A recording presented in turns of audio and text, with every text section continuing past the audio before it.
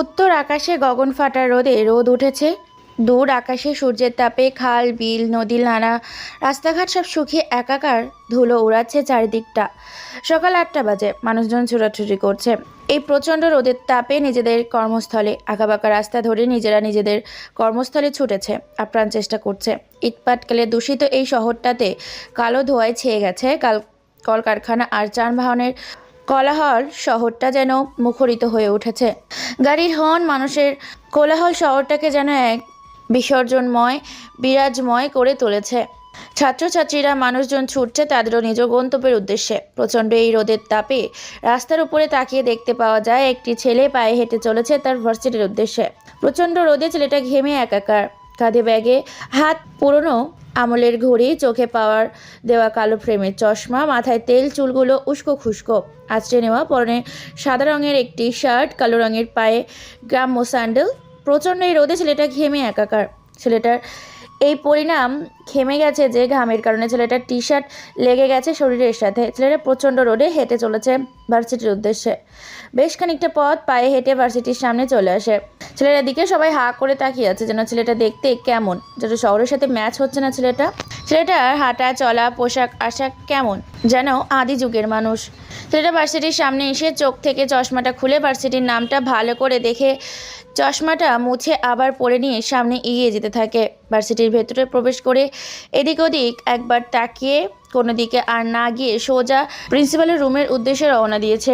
সবাই ছেলেটার দিকে তাকিয়ে আছে। ছেলেটি কোনো কথা না বলে মাথা নিচু করে পায়ে হেঁটে ভেতরে প্রবেশ করতে শুরু করেছে। এদিক ওদিক তাকিয়ে কাউকে কিছু না জিজ্ঞেস করে খুঁজতে থাকে প্রিন্সিপালের কক্ষ রুম। এক এক করে সমস্ত কক্ষ খুঁজে এক পর্যায়ে পেয়ে যায় প্রিন্সিপালের কক্ষ। নিজেকে ঠিকঠাক করে যখনই প্রিন্সিপালের রুমের ভেতর প্রবেশ করতে যাবে, এমন সময় ধাক্কা খায় কোনো এক লোহার সাথে। ধাক্কা খেয়ে ছেলেটা পড়ে যায়। সাথে সাথে বেশ কিছু হাসির আওয়াজ ছেলেটার কানে ভেসে আসে। ছেলেটা চশমাটা খুঁজতে থাকে, চোখে কম দেখে, চশমা খুঁজে পাচ্ছে না। হাত দিয়ে ফ্লোরের ওপর খুঁজতে থাকে ছেলেটি তার চশমাটাকে। এক পর্যায়ে কেউ একজন চশমাটা তার চোখে পরিয়ে দেয়।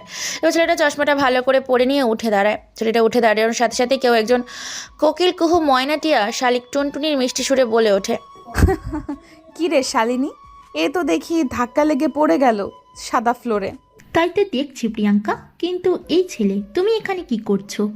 এই ছেলে, তুমি প্রিন্সিপাল স্যারের রুমে প্রবেশ করছো কেন? কি চাই তোমার এখানে? কেন তুমি প্রিন্সিপাল স্যারের রুমে যাচ্ছ? ছেলেটা উঠে দাঁড়ায়। তারপর নিজের পোশাকগুলো ভালো করে ঝেড়ে চশমাটা ঠিক করে সামনে তাকিয়ে বেশ কিছু ছেলে মেয়ে সামনে দাঁড়িয়ে আছে। ছেলে মেয়েগুলোকে দেখে তো অবাক হয়ে যায়, কেননা কী সব পোশাক পরেছে ছেলে মেয়ে ছেলেদের মতো মেয়েরাও বুঝতে পারছে না। অবশেষে ছেলেটি মেয়েদের কণ্ঠে বলে ওঠে, না, আসলে আমি তো এখানে নতুন ভর্তি হয়েছি, তাই প্রিন্সিপাল স্যারের সাথে দেখা করতে এসেছি। ছেলেটির মুখে সবাই এই কথা শুনে অবাক হয়ে যায়। অবাক হয়ে হা করে সবাই ছেলেটির দিকে তাকিয়ে আছে, যেন সবাই আকাশ থেকে পড়লো। ছেলেটিকে সবাই ভালো করে পর্যবেক্ষণ করতে থাকে। এক পর্যায়ে সবাই একসাথে হো হো শব্দ করে হেসে ওঠে। আর প্রিয়াঙ্কা বলে, কি বললে তুমি? তুমি এই ভার্সিটিতে নতুন ভর্তি হয়েছো, তাও আবার এরকম একটা হাই কোয়ালিটি হাই সোসাইটির ভার্সিটিতে? জি আপু, আমি ইউনিভার্সিটিতে নতুন ভর্তি হয়েছি, তাই আমি স্যারের সাথে দেখা করতে এসেছি। ও মাই গড, আমি তো ভেবেছিলাম তুমি হয়তো চাঁদা তুলতে এসেছো, কিন্তু এখন শুনতেছি তুমি নাকি এই ভার্সিটিতে ভর্তি হয়েছো। পোশাক আশাক দেখে তো মনে হচ্ছে রাস্তার ভিখিরি। কথাটা শোনার সাথে সাথে সবাই আবার উচ্চস্বরে হেসে ওঠে, যেন হাসির পাত্র হয়ে গেছে আশিক। হ্যাঁ, ছেলেটার নাম আশিক। চলুন তাহলে আশিক দেখতে কেমন শুনে আসি।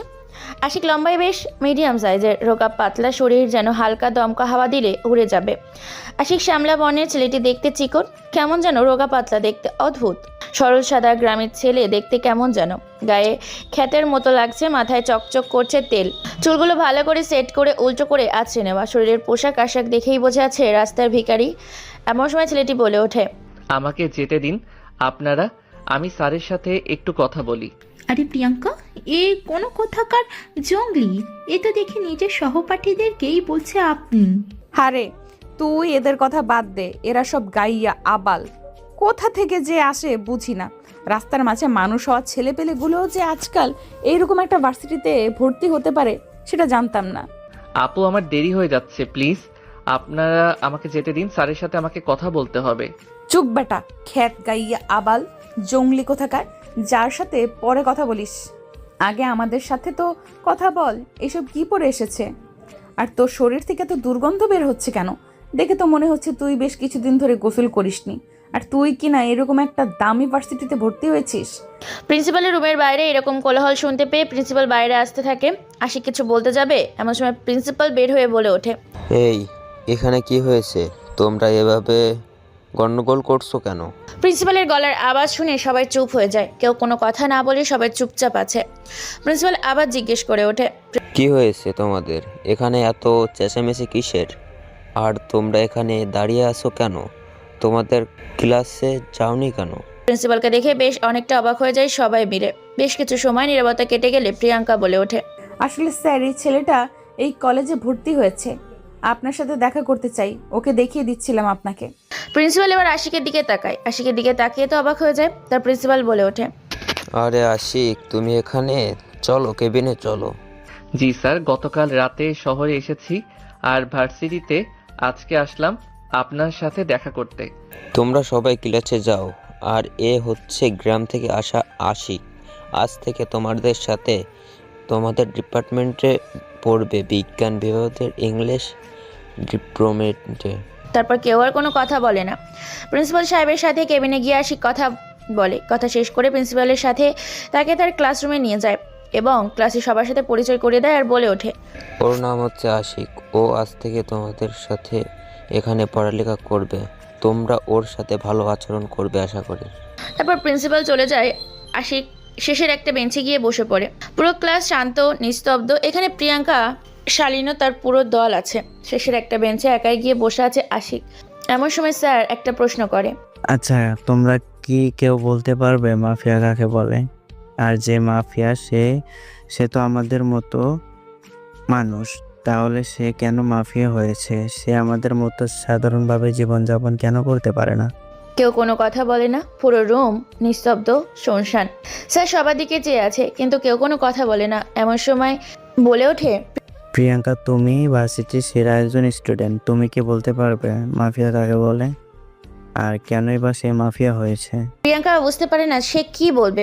অবশ্যই প্রিয়াঙ্কা পুরো ক্লাসরুমের দিকে তাকিয়ে স্যারের উদ্দেশ্যে বলে ওঠে, মাফিয়া তাদেরকে বলে যারা দলবল এবং আতঙ্ক ও ত্রাস এবং সন্ত্রাস বিভিন্ন জঙ্গলি কর্মকাণ্ডের সাথে জড়িত থাকে, তাদেরকে মাফিয়া বলে। মাফিয়া সেই সব মানুষগুলো হয় যাদের পরিচয় থাকে না, যারা রাস্তায় বড় হয়, খেতে না পেরে তারা গ্যাংস্টার হয়ে ওঠে। পরবর্তীতে তারা মানুষজনকে খুন করে ছিনতাই করে।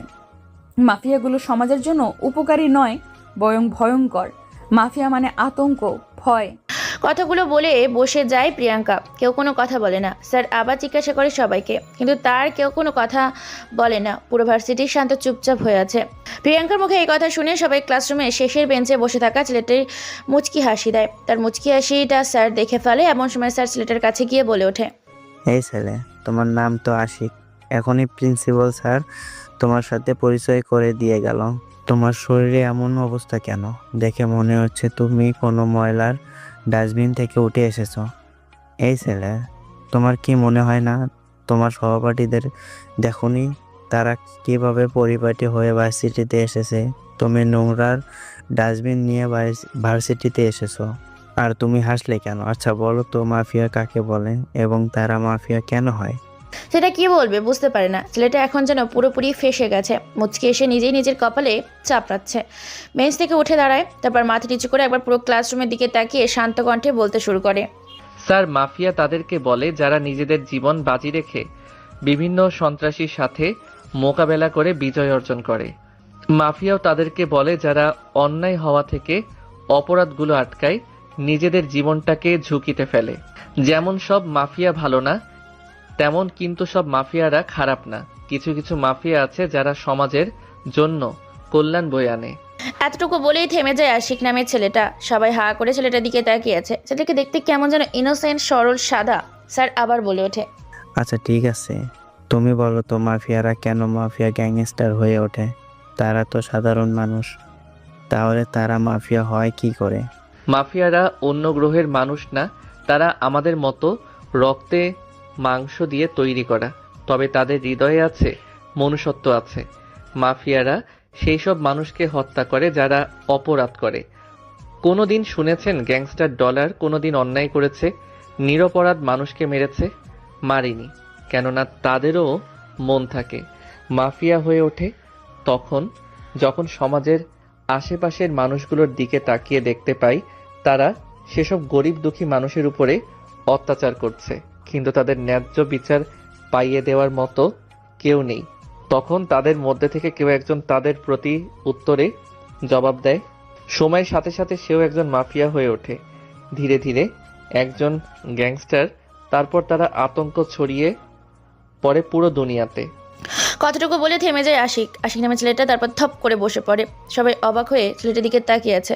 এর কোনো কথা না বলে স্যার বলে ওঠে, খুব সুন্দর বলেছ তোমরা। তবে প্রিয়াঙ্কা, তোমার থেকে কিন্তু আশিক নামের ছেলেটা খুব ভালো বলেছে।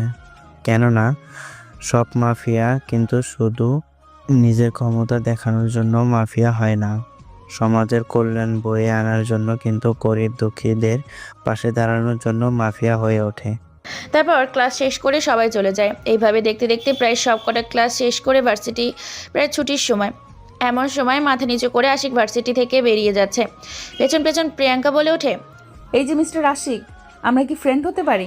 মানছি ভার্সিটিতে আসার শুরুতে তোমার সাথে ঝগড়া হয়েছে, বাট মেবি ফ্রেন্ড হতে পারি। আশিক কি বলবে বুঝতে পারে না, কেননা আশিক তো মেয়েদের ভয় পায়। আশিক ভয়ে ভয়ে বলে ওঠে, সরি আপু, আসলে আমি মেয়েদের ভয় পাই, তাই কারোর সাথে বন্ধুত্ব করি না। কিছু মনে করবেন না, আমি আসি। কথাটা বলে ছেলেটা চলে যায়। অবাক হয়ে যায় আশিক। প্রিয়াঙ্কা শালিনীর সাথে রুহি শালিনী বলে ওঠে, কিরে প্রিয়াঙ্কা, ছেলেটা তো তোকে পাত্তাই দিল না, চলে গেল। এ তো অবাক করা বিষয়, যেখানে ভার্সিটির সবাই তোকে দেখার জন্য এবং কথা বলার জন্য পাগল হয়ে থাকে, সেখানে তো কেউ অপেক্ষা করে ছেলেটা চলে গেল কি করে? কথাটা শুনে বেশ খানিকটা অবাক হয়ে যায় প্রিয়াঙ্কা। প্রিয়াঙ্কা মুচকি এসে বলে ওঠে, ছেলেটা দেখতে ইনোসেন্ট, সবাই তো স্বার্থ খোঁজে, কিন্তু ছেলেটা নিঃস্বার্থ, তাই তো সে আমার সাথে বন্ধুত্ব করলো না। তারপর তারাও ভার্সিটি থেকে বেরিয়ে পড়ে। পায়ে হেঁটে ক্লান্ত শরীর নিয়ে হেঁটে যাচ্ছে আশিক। আশিকের সামনে তাকিয়ে দেখতে পায় বেশ কিছু ছেলেপুলে একটা গাড়িকে থামিয়ে গাড়িতে থাকা সেই সমস্ত মানুষের জিনিসপত্রগুলোকে লুট করছে। এটা দেখে আশিক সামনে এগিয়ে যায়। আশিককে দেখে ছেলেগুলো বলে ওঠে, কিরে তুই এখানে কি করছিস? তোর কি মরার পাখনা গজিয়েছে যে তুই এখানে দাঁড়িয়ে আছিস? এখান থেকে কেটে পড়, না হলে শরীর থেকে মাথাটা রাস্তায় নামিয়ে দিব। ভাই, এসব আপনারা কি করছেন?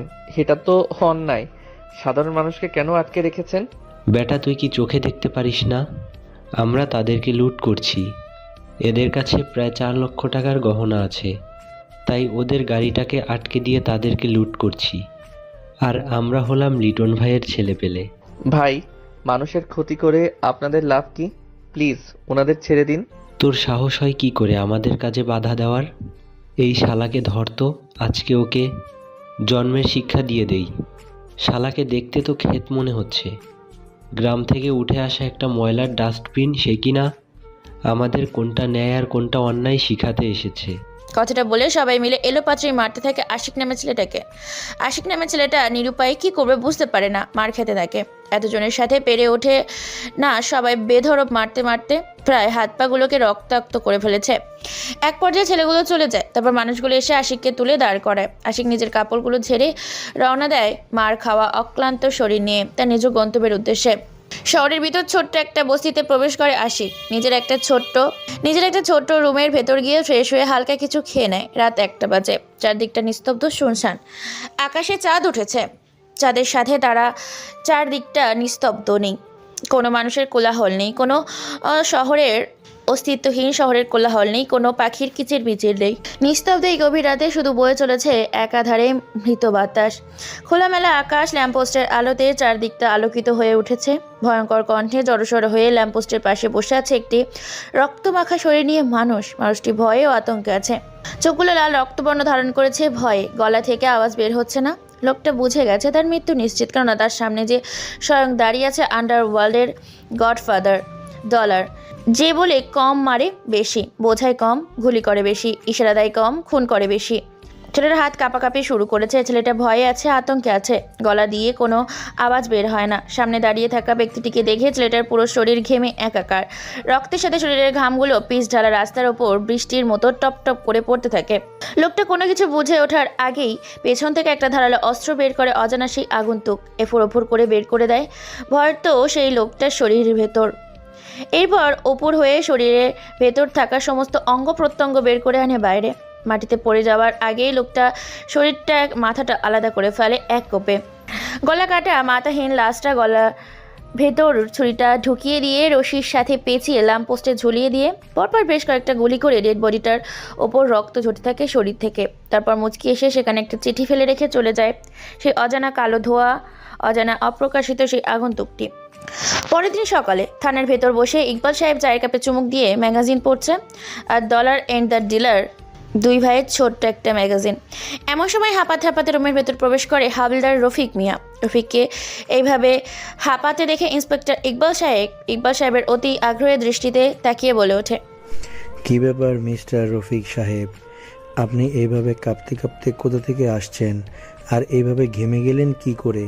ওসি ইকবাল সাহেবের সামনে পানির গ্লাসটা কোনো অনুমতি ছাড়া হাতে নিয়ে কয়েক ঢোকে পুরো পানির গ্লাস ফাঁকা করে দিয়ে বলে ওঠে, স্যার, আজকে ও রাস্তার পাশে পাওয়া গেছে ঝুলন্ত এক মাথাবিহীন লাশ। খুব নৃশংসভাবে রাস্তার মাঝে হত্যা করে ল্যাম্পপোস্টে ঝুলিয়ে দিয়ে চলে গেছে সেই অজানা খুনি। কথা শুনে আবার বেশ খানিকটা অবাক হয়ে যায় ইন্সপেক্টর ইকবাল সাহেব। হাতে থাকা চায়ের কাপটা পড়ে যায়, কেননা এত পরিমাণ এই শহরে খুন হয়েছে যে খুনের তদন্ত করতে গিয়ে হিমশিম খাচ্ছে ইন্সপেক্টর ইকবাল। তার উপর আজকে আবার একটা খুন। ইকবাল সাহেব বলে ওঠে, তুমি দ্রুত গাড়ি বের করো, ঘটনাস্থলে যেতে হবে। জি স্যার, বাইরে গাড়ি রেডি করা আছে। কোনো কথা ছাড়াই ইন্সপেক্টর ইকবাল ও কনস্টেবল রফিক সাহেব বেরিয়ে পড়ে ঘটনাস্থলের উদ্দেশ্যে। সেখানে গিয়ে চমকে যায় ইন্সপেক্টর ইকবাল, কেননা খুব নৃশংসভাবে হত্যা করে ঝুলিয়ে রেখেছে মাথাহীন লাশটাকে। চারিদিকে ড্রোনের সাথে ক্যামেরা রাখা আছে, আকাশে ড্রোন ওড়াচ্ছে, পুলিশ এসেছে র্যাব। চারিদিকে মানুষ ঘিরে রেখেছে, দেখছে মাথাহীন লাশটাকে। সাংবাদিক নিজের মতো করে তথ্য প্রকাশ করছে। সাধারণ জনগণের মধ্যে সাংবাদিক বলে ওঠে, শহরে একের পর এক হচ্ছে খুন, বাড়ছে খুনের সংখ্যা, হচ্ছে মানুষ নিখোঁজ। তবে সবথেকে বড় বিষয় হচ্ছে প্রভাবশালী মানুষগুলোই হচ্ছে খুন, কিন্তু তাদেরকে কেন করা হচ্ছে তা এখনো অজানা, অপ্রকাশিত। যারা খুন হচ্ছে তারাও জানে না যে তাদেরকে কেন খুন করা হচ্ছে। এখানে এসেছে পুলিশ, সাথে এসেছে র্যাব। চলুন তাহলে পুলিশের কাছ থেকে শুনে আসি। দেখুন, এই খুন কেন করা হয়েছে জানি না, তবে লাশের পাশে চিঠি পাওয়া গেছে। চিঠিতে লেখা আছে, ডলারকে খুঁজতে শোনা হারিয়ে যাবে, অস্তিত্বের সাথে পরিচয়হীন বেঁচে থাকতে হবে পৃথিবীর মাঝে। জঙ্গলের রাজা সিংহ থাকতে সিংহকে সরাতে গেলে সিংহের সাথে লড়াই করতে হয়। যেমন সিংহ যে বনেই যায় না কেন জঙ্গলের রাজা কিন্তু সেই হয়ে থাকে। তাই জঙ্গলের হিংস্র রাজা সিংহের রাজ্যে রাজত্ব করার কল্পনা করো না, হারিয়ে যাবে নিজের অস্তিত্বের সাথে। ডলার বাই ডিলারের পরিচয় খুঁজতে এসো না, নিখোঁজ হয়ে যাবে। এটাতে থাকা সম্পূর্ণ কথা এক এক করে পড়ে শোনায়, সব কাজ করে আটকে ওঠে মানুষ। সাংবাদিক বলে ওঠে, তবে কি শহরে নতুন করে রূপ পরিবর্তন হতে চলেছে? কে এই ডিলার বাই ডলার, যাদেরকে ধরতে পারছে না পুলিশ, যাদেরকে চিনতে পারছে না কেউ, যাদের অস্তিত্ব জানে না কেউ? লাশের পাশে থাকা কোনো কিছু পাওয়া যায়নি, না পাওয়া গেছে কোনো প্রমাণ, শুধু পাওয়া গেছে লাশ আর লাশের পাশে থাকা একটা রক্তাক্ত চিঠি। লাশ এবং চিঠি পাঠিয়ে দেয় ফরেন্সিক ল্যাবরেটরিতে প্রমাণের জন্য। দেখতে দেখতে এভাবে বিশেষ কিছু সময় কেটে যায়। ভার্সিটিতে যেতে থাকে আশিক। আজকেও ঠিক একই পোশাক। হঠাৎ করে আশিকের চোখ যায় সামনে কিছু মানুষ দিকে। বেশ কিছু মানুষ একটা মানুষকে চারিদিক দিয়ে ঘিরে রেখেছে, অনেকগুলো বন্ধু। মানুষটাকে ভয় আছে। আশিক বোঝার চেষ্টা করছে সেখানে হচ্ছেটা কি। এক পর্যায়ে আশিক কোনো কিছু না ভেবে সামনে এগিয়ে যেতে থাকে গুটি গুটি পায়ে। সামনে এগিয়ে গিয়ে দেখতে পায় অসহায় একটা মানুষকে বেশ কিছু ছেলেপুলে আটকে রেখেছে। আশিক ভালো করে তাকিয়ে খেয়াল করে সেদিনের সেই ছেলেগুলো। আশিক দেখে আজকেও বলে ওঠে, কিরে তুই আজকেও আমাদের কাজে বাধা দিতে এসেছিস? তোর তো সাহস কম না, তোকে আজকে পৃথিবী থেকে বিতাড়িত করে দিব। ছেলেটার মুখে এরকম কথা শুনে অজানা এক রহস্যময় হাসি দেয় ছেলেটা। কথাটা বলার সাথে সাথে যখনই আশিককে ধাক্কা দিতে আসবে তখনই কোথা থেকে যেন একটা সাইলেন্সার বন্দুকের সাথে 9mm পিয়ের বন্দুক থেকে গুলি এসে মাথা বরাবর লেগে শরীর থেকে মাথাটা আলাদা হয়ে পিচ ঢালা রাস্তায় ওপর পড়ে যায়। মুহূর্তের মধ্যে পিচ ঢালা রাস্তাটা রক্তে লাল ছেয়ে যায়। হঠাৎ করে এমন হওয়াতে চমকে যায় পাশে দাঁড়িয়ে থাকা আরো বেশ কিছু ছেলেপুলে। সাথে চমকে যায় আফজাল শিকদার। আব্দুল শিকদার হচ্ছে টপ বিজনেসম্যান, 10 জনের বিজনেসম্যানের মধ্যে একজন। খবর পেয়ে পুলিশ দ্রুত চলে আসে, উপস্থিত হয় ইকবাল সাহেব, কনস্টেবল রফিক মিয়া। তারপর সেখানে সাংবাদিকরাও আসে, অনেক মানুষ উপস্থিত হয়, চারিদিক দিয়ে তাদের ঘিরে ধরে। ইকবাল সাহেব বলে ওঠে, এই ছেলে, তোমার নাম কি আর কোথা থেকে তুমি এসেছো, আর এখানে তুমি এলেটা কিভাবে? ছেলেটা এবার এদিক ওদিক করে হালকা তাকিয়ে সামনে থাকা পুলিশ অফিসারের দিকে তাকিয়ে বলে ওঠে, স্যার, আমি কলেজ যাচ্ছিলাম, এমন সময় দেখি কিছু ছেলে পেলে এনাকে চারদিক দিয়ে ঘিরে ধরেছে, তাই আমি থামাতে আসি। তারপর কি হলো সবটাই বল। ছেলেগুলো আমাকে মারতে আসে, কিন্তু হঠাৎ করে কোথা থেকে যেন একটা গুলি আসে, ছেলেটার কপালে লাগে, এরপর আমি কিছুই জানি না। ইকবাল সাহেব আরো কিছু বলবে, উপস্থিত থাকা কোটিপতি বিজনেসম্যান আফজাল হোসেন বলে ওঠে, ছেলেটা যা বলছে সত্যি বলছে। আজকে ছেলেটা যদি সময় মতো না আসতো তাহলে হয়তো আমার বেঁচে থাকাটা দায়ী হয়ে যেত। ছেলেটার উসিলায় আল্লাহর রহমতে আমি বেঁচে গেছি। স্যার, ছেলেগুলোর সাথে আপনার শত্রুতা কি ছিল? আমি কোনো কিছুই জানি না, আমি ছেলেগুলোকে চিনি না। কোথা থেকে জানি না হুট করে আমার গাড়ি থামিয়ে দেয় আর আমার টাকা নিয়ে পালিয়ে যাওয়ার চেষ্টা করে। এরপর ইকবাল সাহেব মাথাহীন লাশটাকে দিকে তাকিয়ে কি বিশ্রীভাবে শরীর থেকে মাথাটা ছিঁড়ে পড়ে আছে পিচ ঢালা রাস্তায়। চারিদিক দিয়ে মানুষজন ঘিরে রেখেছে, বাকি ছেলেপেলেগুলো পালিয়ে গেছে। ইকবাল সাহেব ভালো করে তাকিয়ে দেখতে পায় যে জায়গাটা ছেলেটার গুলি লেগেছে সেই জায়গাটার বুলেটের আঘাতে ছিদ্র হয়ে চিহ্ন তৈরি হয়েছে। ডলার বাই ডিলার চিহ্নটা দেখার সাথে সাথে বোঝা যায় এটা ডলার ডিলারের কাজ। লাশটাকে ফরেন্সিক ল্যাবরেটরিতে পাঠিয়ে দেয়। তারপর ধীরে ধীরে নিজেদের ভিড় কমাতে থাকে। তারপর আফজাল সাহেব আশিককে অনেকগুলো ধন্যবাদ দেয় এবং কোনো বিপদে পড়লে যেন তার সাথে দেখা করে, এই বলে তিনি চলে যান তার অফিসে। আশিক সেও বেরিয়ে পড়ে ভার্সিটির উদ্দেশ্যে। প্রতিদিনের মতো আজকেও সে ভার্সিটিতে প্রবেশ করেছে। এমন সময় সামনে কয়েকটা পা দিতেই পেছন থেকে বেশ কয়েকজন বলে ওঠে, এই গ্রাম থেকে উঠে আসা আবর্জনা এবং খ্যাত এবং আনস্মার্ট কিউটের ডিব্বা, তোকে ডাকছি। হঠাৎ করে পেছনে থাকা কারো কণ্ঠস্বর শুনতে পেয়ে পেছনে তাকিয়ে দেখতে পায় বেশ কিছু ছেলে মেয়ে তাকে ডাকছে। ছেলেটা না শোনার ভান করে সামনে এগিয়ে যায়। কয়েকবার সামনে যেতেই পেছন থেকে পুষ্পিতা নামের মেয়েটি বলে ওঠে, কি রে মাইশা, ছেলেটা তোকে অ্যাভয়েড করে চলে গেল কি করে? যেখানে ভার্সিটির সবাই তোকে ভয় পায়, তোর সাথে কথা বলার জন্য চেয়ে থাকে, সেখানে ছেলেটাকে অ্যাভয়েড করে চলে গেল কি করে? মাইশা নামের মেয়েটা পুষ্পিতা নামের মেয়েটার মুখে এরকম কথা শুনে বেশ রেগে যায়। আশিক নামের ছেলেটা এদিক ওদিক না তাকিয়ে নিজের ক্লাসরুমের দিকে যেতে থাকে একটা হাসি দিয়ে। সেখানে থেকে তারাও যেতে থাকে। আশিক নিজের ক্লাসরুমের ভেতর প্রবেশ করতে যাবে, এমন সময় হঠাৎ করে কোথা থেকে যেন পচা টমেটো ডিম তার মুখে এসে লাগে। পচা টমেটো আর ডিমে শরীরটা একেবারে নোংরা হয়ে যায়। ভালো করে সামনে তাকিয়ে দেখতে পায় ভার্সিটির গেটের সামনে দাঁড়িয়ে থাকা সেই সব ছেলে মেয়ে দাঁড়িয়ে আছে। মাইশা বলে ওঠে, কিরে, তোর সাহস কি করে হয় তুই আমাদের অ্যাভয়েড করে চলে আসিস? আজ থেকে যেন তোকে আমাদের সবসময় সালাম দিতে দেখি। কথাটা বলে চলে যাচ্ছিল ক্লাসরুম থেকে। বের হয়ে মাইশা ও তার দলবল। হঠাৎ করে মাইশা যখন রুম থেকে বের হতে যাবে তখনই মাইশার বুক বরাবর কেউ একজন লাথি মারে। লাথি খাওয়ার সাথে সাথে মাইশা বেশ খানিকটা দূরে ছিটকে গিয়ে পড়ে। সবাই অবাক হয়ে তাকিয়ে থাকে, কেউ কোনো কথা বলে না। সবাই ক্লাসরুমের গেটের দিকে তাকিয়ে দেখতে পায় ভেতরে প্রবেশ করছে প্রিয়াঙ্কা। প্রিয়াঙ্কাকে দেখে সবাই বুঝে যায় প্রিয়াঙ্কা তাকে মেরেছে। মাইশা উঠে দাঁড়ায়। প্রিয়াঙ্কা মাইশার শার্টের কলার চেপে ধরে চিৎকার করে বলে ওঠে, কুত্তার বাচ্চা, তোর সাহস কি করে হয়? তুই আশিকের শরীরে পচা ডিম আর টমেটো মেরেছিস? তোকে তো এখানেই মেরে ফেলতে পারি। তুই জানিস আমি কে? মাইশা ভয়ে কোনো কথা বলে না, কারণ মাইশা জানে তার সামনে দাঁড়িয়ে থাকা প্রিয়াঙ্কা মেয়েটা যতটা সরল সাদা দেখতে ঠিক ততটাই হিংস্র একটা বাঘিনী। প্রিয়াঙ্কা আবার বলে ওঠে, তোকে যেন নেক্সট টাইম আশিকের আশেপাশেও না দেখি।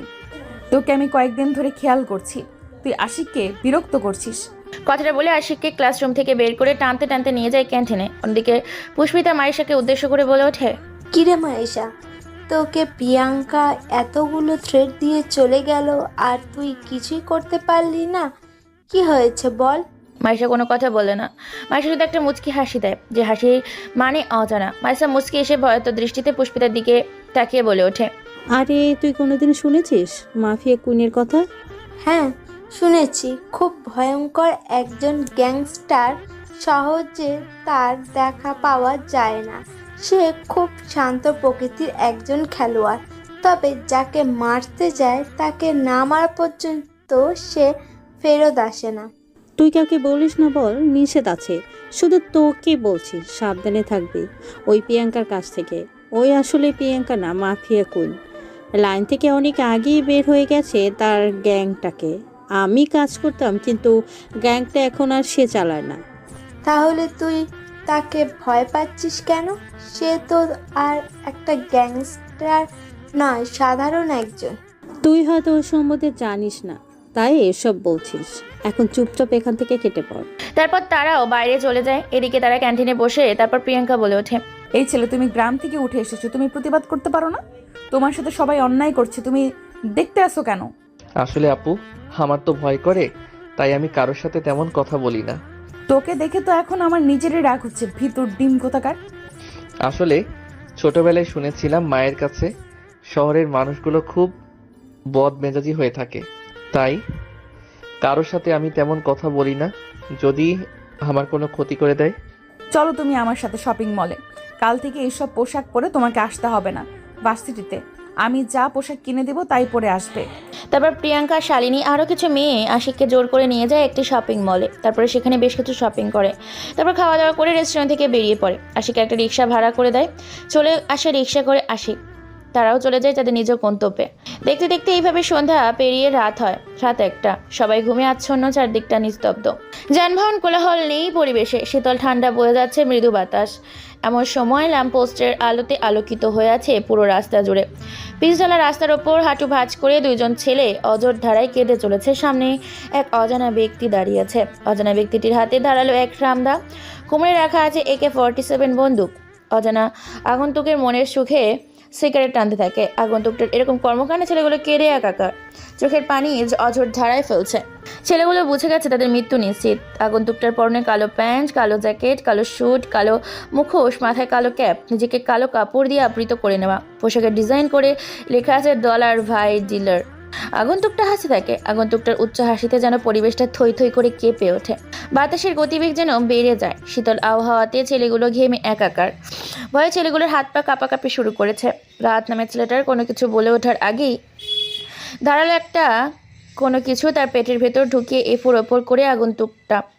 মুহূর্তের মধ্যে রাহাত নামের ছেলেটা পাথর বালুতে আল কাতার পিচ ঢালা রাস্তার ওপর পড়ে গড়াগড়ি খেতে থাকে। পেট থেকে গলগল করে তাজা লাল রক্ত বের হতে থাকে।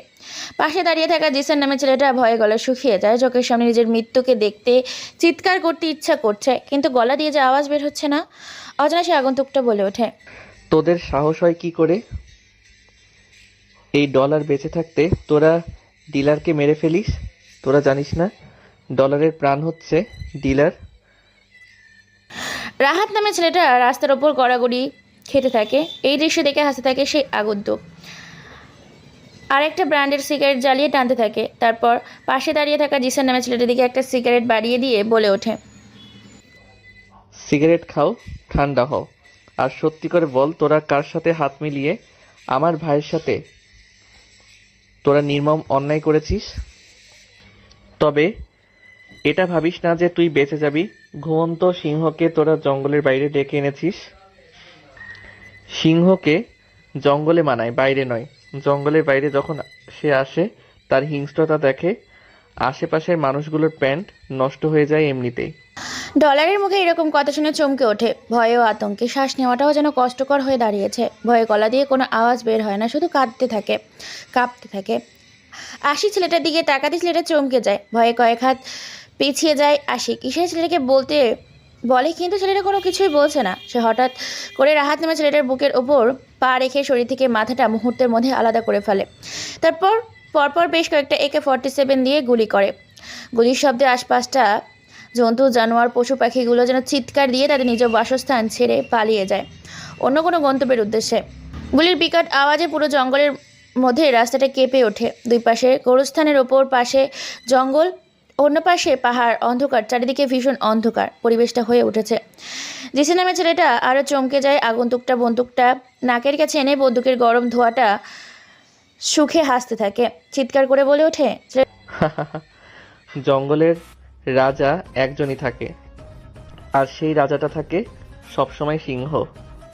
সিংহ যেই জঙ্গলে যায় না কেন সে জঙ্গলেই তার হয়ে যায়, কেননা তার হিংস্রতা ও হুঙ্কার শুনে বাকি পশুরা এমনিতেই থরথর করে কাঁপে। তোরা কিনা সেই ঘুমন্ত সিংহকে জাগিয়ে তুলে তোদেরই শহরে খেলতে নিয়ে এলি। তোদের জীবন নিয়ে নতুন করে খেলবো তোদের সাথে, তোদেরই এই শহরে। ছেলেটা কান্না করতে থাকে।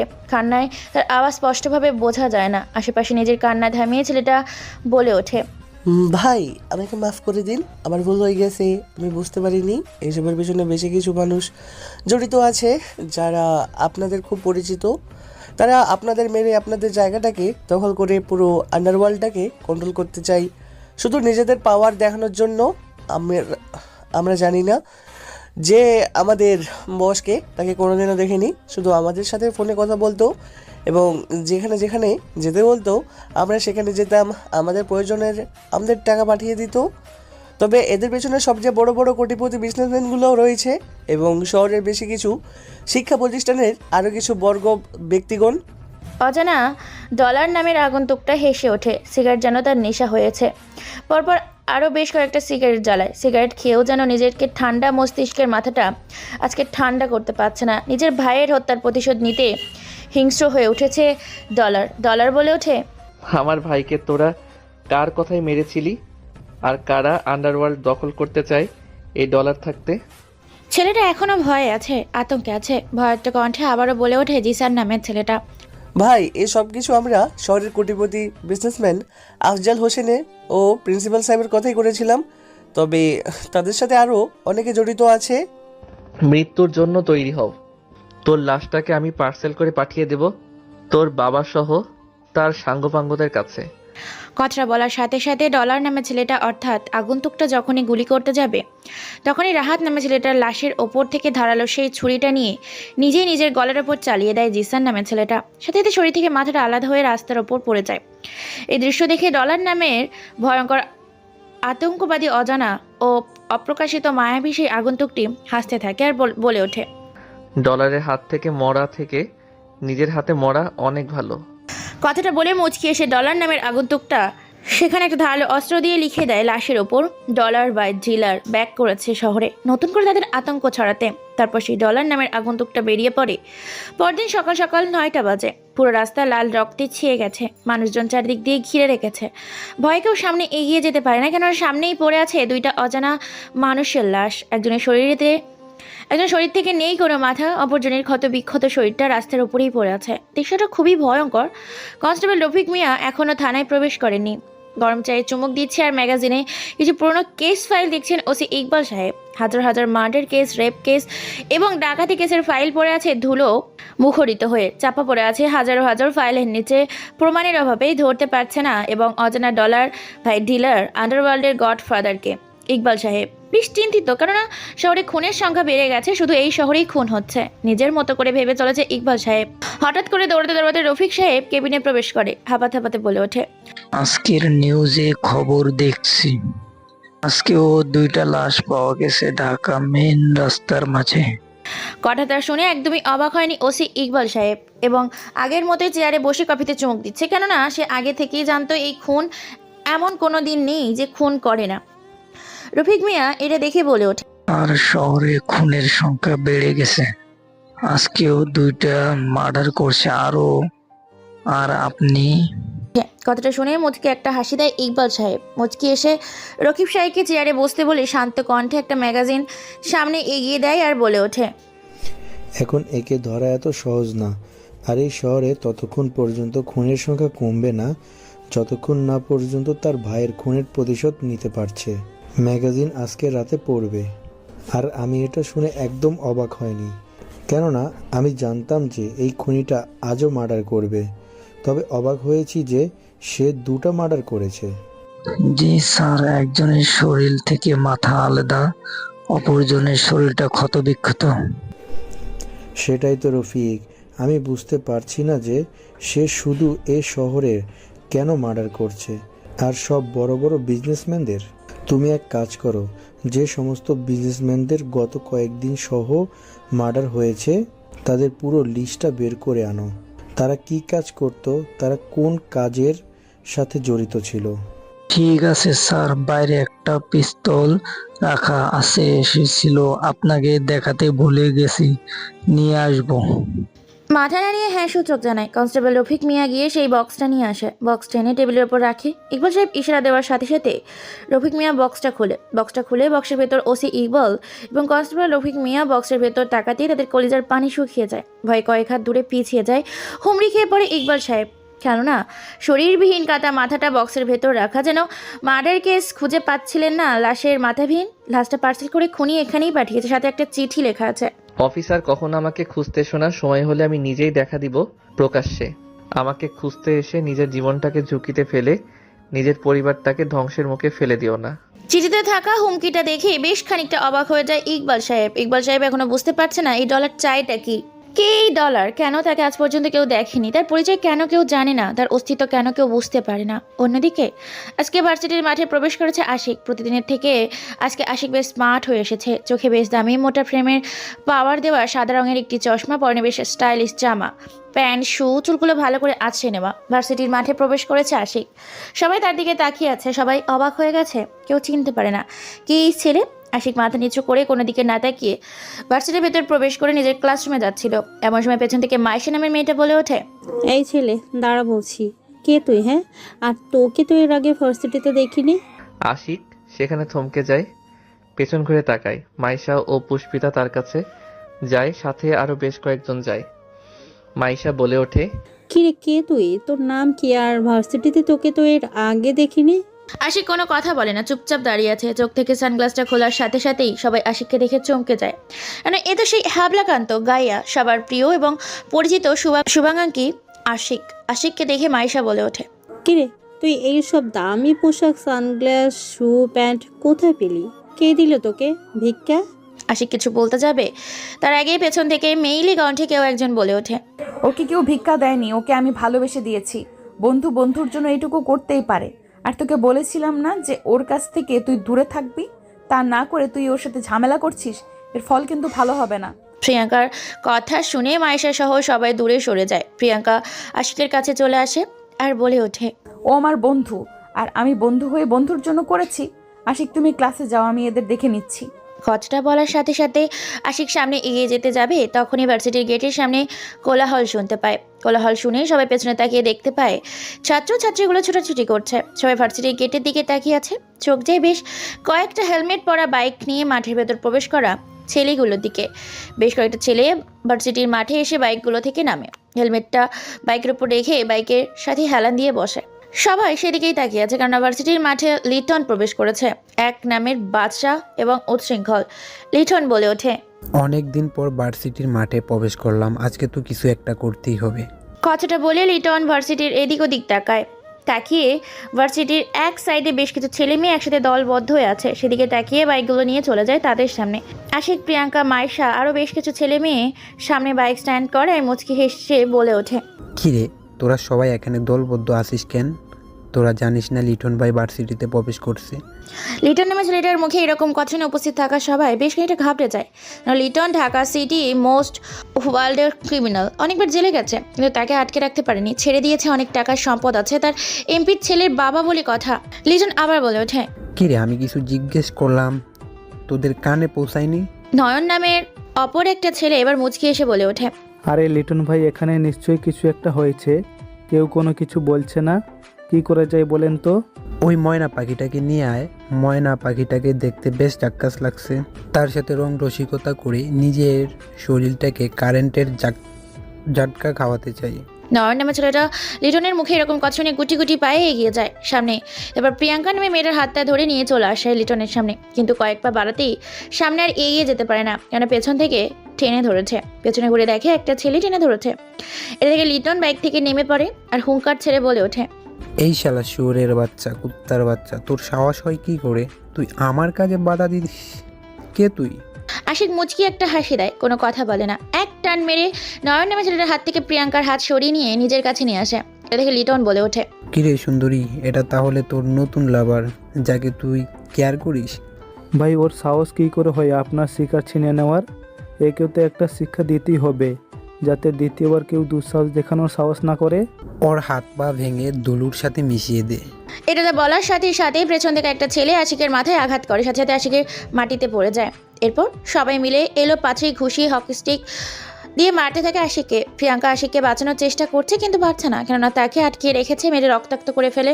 এক পর্যায়ে লিটন নামে ছেলেটা আশিকের মাথায় আঘাত করে, সাথে সাথে আশিক চিৎকার করে জ্ঞান হারিয়ে ফেলে। তারপর তারা চলে যায়।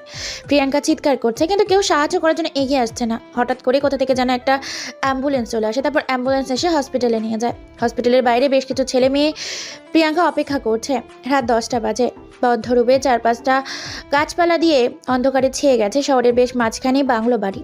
চারদিকটা গাছপালা, বিভিন্ন ফল ফলাদি গাছ দিয়ে ভর্তি। চারদিকটা বিদ্যুতের আলোয় আলোকিত, কিন্তু তারপরেও অন্ধকারের ভেতরে বেশ কয়েকজন বসে মদের আসর বসিয়েছে। তাদের মধ্যে থেকে একজন বলে ওঠে, ভাই অনেক দিন মজা করা হয় না, শুধু মাল খেয়ে টাল হয়ে থাকে কিন্তু অমৃত ভোগ করতে পারি না। ঠিক বলছিস, যাকে যেখান থেকে পারবি তুলে নিয়ে আয়, কোনো একটাকে আজকে তাকে নিয়ে মজা হবে এই বাংলা বাড়িতে। লিটনের মুখে এরকম কথা শুনে নয়ন নামের ছেলেটা যখনই উঠতে যাবে তখনই হঠাৎ করে দরজা ভেঙে রুমের ভেতর একজন প্রবেশ করে। দরজা ভেঙে প্রবেশ করার সাথে সাথে পুরো রুমটা ধোঁয়ায় পরিণত হয়ে যায়। অন্ধকারের আলোতে আবছা আবছা দেখা যাচ্ছে কেউ একজন দাঁড়িয়ে আছে। গুটি গুটি পায়ে সামনে আগিয়ে আসতে থাকে অজানা অপ্রকাশিত সেই মানুষটি। হঠাৎ করে সামনের মানুষটার সম্পূর্ণ দেহটা প্রকাশিত হয়ে যায়। হঠাৎ করে এমন এন্ট্রি নেওয়াতে লিটন সহ সবাই চমকে ওঠে, কয়েক হাত পিছিয়ে যায়। লিটন বলে ওঠে, কে তুই আর কেন এখানে এসেছিস? তোর পরিচয় কি? কি চাই তোর এখানে? অজানা অপ্রকাশিত সেই মানুষটা কোনো কথা না বলে চুপচাপ দাঁড়িয়ে শুধু হেসে চলেছে নিজের মতো করে। তার হাসিটা ভীষণ বিশ্রী লাগছে, যেন ভয়ঙ্কর কিছু ঘটতে চলেছে এখানে। এতটাই ভয়ঙ্কর পরিস্থিতি এবং ভয়াবহ দৃশ্য ঘটতে শুরু করেছে এখানে। কেমন যেন ভয়ের গন্ধের ঘ্রাণ খুঁজে পাওয়া যাচ্ছে। লিটন আবার বলে ওঠে, কে তুই? তোর পরিচয় কি? আর তুই এখানে এলি কেন? হঠাৎ করে সামনে দাঁড়িয়ে থাকা শুট বুট কালো পোশাকধারী অচেনা মানুষটার কণ্ঠস্বর ভেসে আসে, তোদের লাশ চাই আমার, তোদের লাশ আমার লাগবে, তোদের মরতে হবে এখানে। তাই তো তোদের সাথে সাক্ষাৎ করতে গেলাম তোদেরই বাংলো বাড়িতে। সামনে দাঁড়িয়ে থাকা প্রকাশিত মানুষটার কণ্ঠস্বর শুনে বেশ খানিকটা বিচলিত হয়ে যায় উপস্থিত থাকা সকলে। চমকে ওঠে, কেননা তারা ভেবেছিল কি আর তারা শুনলোটা কি। তাদের সামনে একটা মেয়ে দাঁড়িয়ে আছে। মেয়েটার কণ্ঠস্বর শোনার সাথে সাথে লিটন ঘামতে শুরু করেছে। লিটনের দিকে তাকিয়ে সবাই অবাক হয়ে যায়। লিটন বলে ওঠে, মাফিয়া কুইন, তুমি এখানে কেন কেন এসেছো? আর তুমি আমাদের মারতে চাচ্ছ কেন? দেখো, তোমার সাথে আমাদের কোনো শত্রুতা নেই। তুই হয়তো ভুলে যাচ্ছিস যে আমি যেখানে যাই সেখানে লাশ না ফেলে দিয়ে নিজের গন্তব্যে কখনো রওনা দেই না। আর আমি কখনো কাউকে কৈফিয়ত দেই না যে আমি কেন তাকে মারছি। এটা না হয় অজানাই থেকে থাকুক। তুই হয়তো ভুলে যাচ্ছিস, আমি জানি তোর ক্ষমতা অনেক, তোর পাওয়ার অনেক, তোর সাহস অনেক, কিন্তু তোর চারপাশে আমাদের ছেলে ফেলে দাঁড়িয়ে আছে। ভাই অনেক পিকনিক হয়েছে, মাল তো খুঁজে পেলাম না, তাই এই মালটাকে দিয়ে আজকে সবাই মিলে ফুর্তি করি। তোদের যা ইচ্ছে, মরতে এসেছে মরার জন্য বাঘের জঙ্গলে, এখন তো তাকে মারতেই হবে। কথা শুনিয়ে মুখোশের আড়ালে থাকা ব্যক্তিটা হেসে ওঠে। নয়ন নামের ছেলেটা সামনে এগিয়ে যায়। সামনে এগিয়ে যাওয়ার সাথে সাথে চোখের পলকে হঠাৎ করে গরম বুলেটের শব্দে পুরো জায়গাটা কেঁপে ওঠে, থরথর করে। সবাই কেঁপে ওঠে, সবাই দাঁড়িয়ে পড়ে, হাত পা পিছিয়ে যায়। সামনে সবাই তাকানোর আগেই বিকট আওয়াজে সামনের দেওয়ালে ধাক্কা খেয়ে নয়ন নামের ছেলেটার লাশটা পড়ে যায় সবার সামনে। তাকে দেখতে পাই মুখোশের আড়ালে দাঁড়িয়ে থাকা অচেনা মানুষটা বুলেটের গন্ধের ধোয়া নাকের কাছে নিয়ে খান নিচ্ছে, যেন সে অমৃত পেয়েছে। সবাই সামনে তাকিয়ে দেখতে পায় সেই অজানা মানুষটা মনে সুখে বুলেটের গন্ধ নিচ্ছে। অজানা মানুষটা নয়ন নামের ছেলেটার কপাল বরাবর পরপর বেশ কয়েকটা গুলি করে, গুলির শব্দে পুরো জায়গাটা থরথর করে কেঁপে ওঠে। লাশটা মাটিতে পড়ার আগেই ছেলেটা লজ্জাস্থান বরাবর মারে এক লাথে। ছেলেটা বিকট আওয়াজে চিৎকার করে সামনে থাকা ইট সিমেন্টের বালু দিয়ে গাঁথা দেওয়ালে বাড়ি খেয়ে সামনে ছিটকে পড়ে। লিটন ও তার দলবল কোনো কিছু বলে ওঠার আগে আরও সেই জায়গায় পরপর বেশ কয়েকটা গরম বুলেটের শব্দ পাওয়া যায়। মুহূর্তের মধ্যে লাল রক্তিম বর্ণ হয়ে ওঠে পুরো বাংলো বাড়ি। চপচপ করে দেওয়াল থেকে রক্ত চুইয়ে চুইয়ে পড়তে থাকে। নিচতলাতে আগন্তুকটা মুচকি এসে বেরিয়ে পড়ে জায়গা থেকে। হসপিটালের সামনে অপেক্ষা করছে সবাই। কেবিন থেকে ডাক্তার বেরিয়ে আসে। প্রিয়াঙ্কা বলে ওঠে, ডাক্তার সাহেব, এখন আশিকের কী অবস্থা? ওর কিছু হয়নি তো? ও ঠিক হয়ে যাবে তো ডাক্তার সাহেব? দেখুন, অনেক ব্লাড বেরিয়ে গেছে মাথায় প্রচণ্ড বাড়ি মারার কারণে। মাথার পেছনে মারার কারণে মাথায় ভীষণ আঘাত পেয়েছে, অনেক ব্লিডিং হয়েছে। আমরা ব্যান্ডেজ করে দিচ্ছি। আমাদের কাছে পর্যাপ্ত পরিমাণে রক্ত কালেক্ট করা ছিল, তাই সমস্যা হয়নি, বাকিটা আল্লাহর হাতে। বাইরে সবাই অপেক্ষা করছে। প্রিয়াঙ্কার এরকম অবস্থা দেখে শালিনী বলে ওঠে, কি রে প্রিয়াঙ্কা, তুই এত অস্থির হচ্ছিস কেন? যেখানে ভার্সিটির সবাইকে তুই র্যাগিং করতি, সেখানে আশিকের মতো একটা হাবলা চরণ কান্না ক্ষেতের জন্য তুই কান্না করছিস? প্রিয়াঙ্কা বুঝতে পারে না, সত্যি তো এখানে ভার্সিটির সবাই তার সাথে ভয়ে কথা বলার সাহস পেত না, সে কিনা একটা অজানা ছেলের জন্য কান্না করছে। কিসে এত টান ছেলেটার প্রতি সে বুঝতে পারে না। প্রিয়াঙ্কা বুঝতে পারছে না সে কি তবে ভালোবেসে ফেলেছে আশিকের? ভাবনা চিন্তায় ডুব দিয়েছে। ডাক্তারের কাছে পারমিশন নিয়ে কেবিনে গিয়ে বেশ কিছু সময় থেকে বেরিয়ে পড়ে রাতের আধারে বাড়ির উদ্দেশ্যে। পরের দিন সকালে বোর্ডে একের পর এক মার্ডার কেস যে জায়গায় ঘটেছে সেই জায়গায় ঠিকানা লিখছে ওসি ইকবাল, সাথে বেশ কিছু ম্যাগাজিন ও পুরনো ফাইল বের করছে। হঠাৎ করে টেবিলের ওপর থাকা ফোনটা বেজে ওঠে। ফোনের স্ক্রিনে তাকিয়ে দেখতে পায় কনস্টেবল রফিক মিয়া ফোন করেছে। ফোনটা প্রথমবার বেজে কেটে যায়, দ্বিতীয়বার আবার বেজে, সাথে সাথে ফোনটা রিসিভ করে কানের কাছে নেওয়ার সাথে সাথে ভর্ত জড়সড় কণ্ঠে বলে ওঠে, আপনি কোথায়? শহর, আজকে নতুন একটা মার্ডার হয়েছে বাংলো বাড়িতে। তাতে কি হয়েছে রফিক? এটা তো প্রতিদিনই হয়ে থাকে। লাশগুলোকে ফরেনসিক ল্যাবরেটরিতে পাঠিয়ে দাও। না স্যার, আজকের মার্ডারটা একদম ভিন্ন, সম্পূর্ণ আলাদা। মার্ডারটা করছে এমপির ছেলে লিটনকে। এমপির ছেলে লিটনকে মার্ডার করেছে কথাটা শুনে বেশ খানিকটা ঘাবড়ে যায় ওসি ইকবাল। ইকবাল সাহেব বলে ওঠে, কি বলো রফিক? এমপির ছেলেকে মার্ডার করেছে? তুমি সেখানে থাকো, আমি দ্রুত যাচ্ছি। কথাটা বলে গাড়ি নিয়ে বেরিয়ে পড়ে ঘটনাস্থলের উদ্দেশ্যে।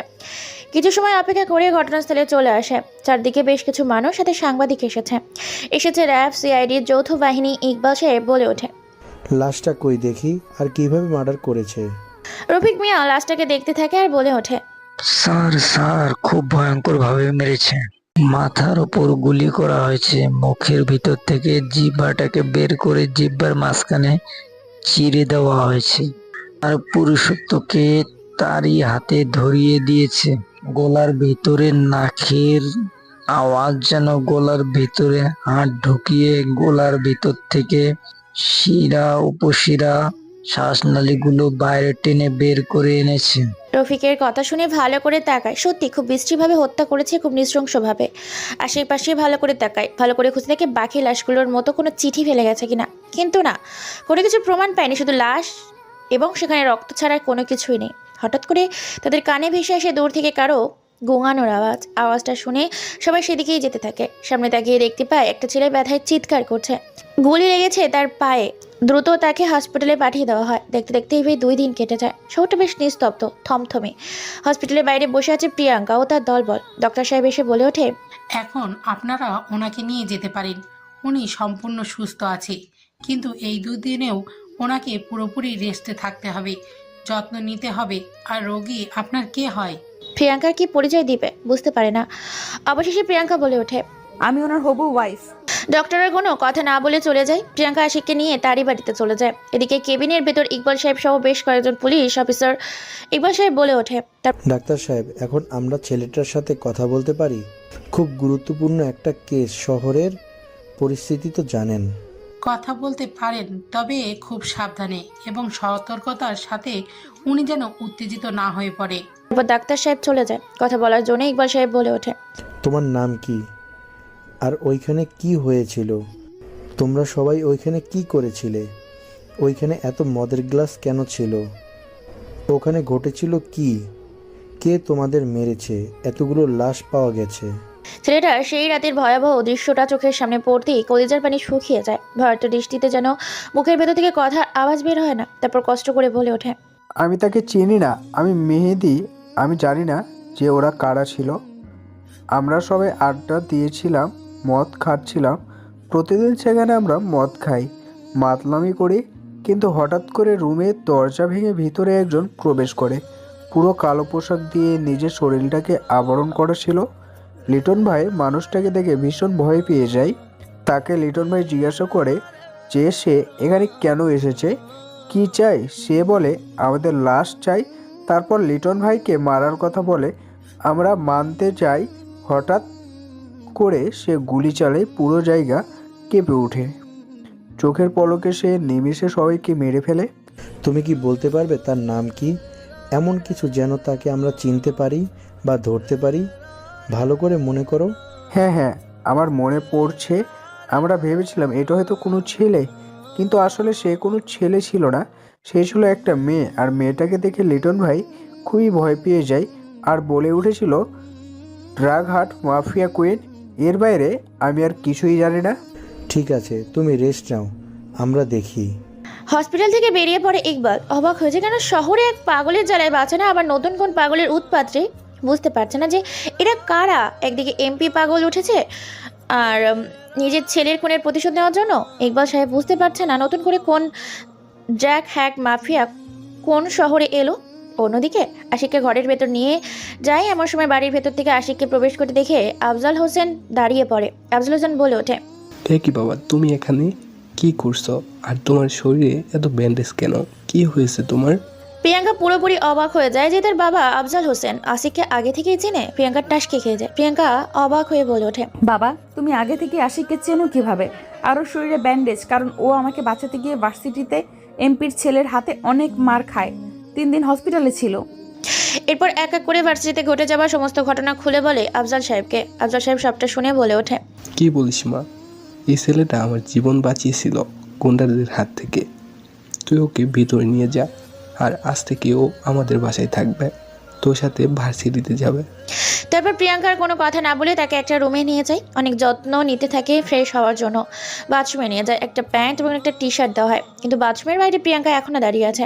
এদিকে আশিক বলে ওঠে, এ কি, আপনি এখন এখানে কি করছেন? আপনি এখান থেকে যান, আমি চেঞ্জ করে নিচ্ছি। না আসলে যদি তোমার কষ্ট হয় তাই এখানে আছি, আমি নিজে চেঞ্জ করে দেই। কথাটা শুনে অবাকের চরম পর্যায়ে পৌঁছে যায় আশিক। আশিক লজ্জায় কি বলবে বুঝতে পারে না। প্রিয়াঙ্কা মুচিয়ে এসে সেখান থেকে চলে যায়। আশিক ফ্রেশ হয়ে খুব কষ্টে বের হয়। প্রিয়াঙ্কা আশিককে বের করে এনে খাটে বসিয়ে দেয়, তারপর খাবার নিয়ে এসে নিজের হাতে খাইয়ে দেয়। অনেক যত্ন নিতে থাকে। রাত গভীর, আকাশের কালো মেঘে ছোটাছুটি করছে। হঠাৎ করে তারার আলোতে আলোকিত আবার কালো মেঘে ছেয়ে যাচ্ছে পৃথিবীর মানচিত্র। খোলামেলা আকাশের নিচে ছাদের উপরে বসে দুজন ব্যক্তি কথোপকথন করছে। আফজাল, এটা তুই কি করছিস? তোর সাথে কি আমার একটা কথা ছিল? শহরে আমার ছেলেকে কোনো মাফিয়া কুইন মেরে ফেলছে, তুই কিনা দেখে আছিস? আমিও বুঝতে পারছি না, শহরের অবস্থা ভীষণ খারাপ। আমরা তো ছদ্মবেশে আছি, কিন্তু শহরে আরও অনেকে ছদ্মবেশে আছে যে আন্ডারওয়ার্ল্ডের রাজা হতে চায়। তাই আমি কিছু করতে পারছি না। হ্যাঁ, শুনেছি ডলার নাকি দেশে ফিরেছে তার ভাইয়ের খুনের প্রতিশোধ নিতে। সবাইকে এক এক এক করে মারছে। সেদিন যদি এই ডলারকেও মেরে ফেলতাম তাহলে আজকে এই দিনটা দেখতে হতো না। শহরে নতুন কিছু একটা করতে চলেছে, বিপদের গন্ধ অনুভব করতে পারছি। বড় কিছু একটা হতে চলেছে। যত তাড়াতাড়ি সম্ভব হয় সব কিছু ঠিক করার ব্যবস্থা কর। প্রয়োজনে সবাইকে মেরে বাসিয়ে দাও। যত টাকা লাগে আমার কাছ থেকে নিয়ে যাও। দেখেছি। কথাটা বলে বেরিয়ে পড়ে সেই অজানা মানুষটা। দেখতে দেখতে 2 দিন কেটে যায়। পরিবেশটা ভীষণ থমথমে। এদিকে আফজাল সাহেবের মনের মতো হয়ে উঠতে থাকে আশিক প্রিয়াঙ্কা আজকে ভার্সিটিতে এসেছে। আশিক আর প্রিয়াঙ্কাকে একসাথে দেখে বেশ অবাক হয়ে যায় দূরে দাঁড়িয়ে থাকা মাইশা এবং শ্রাবন্তী। এমন সময় শালিনী বলে ওঠে, প্রিয়াঙ্কা, শুনেছিস তো কিছুদিন আগে লিটনকে কেউ বা কারা মেরে ফেলেছে। শহরের পরিস্থিতি বর্তমানে খুব খারাপ। এমপির ছেলেরা চারিদিকে ভাঙচুর করছে, হাঙ্গামা করছে। প্রিয়াঙ্কা কোনো কথা না বলে প্রিয়াঙ্কা শুধু হেসে চলেছে, যেন কিছু একটা হয়েছে এখানে। হঠাৎ করে কোত্থেকে একটা ছেলে এসে আশিককে জড়িয়ে ধরে। আশিক সে ছেলেটাকে জড়িয়ে ধরে। দুজনকে দেখে বেশ খুশি হয়েছে।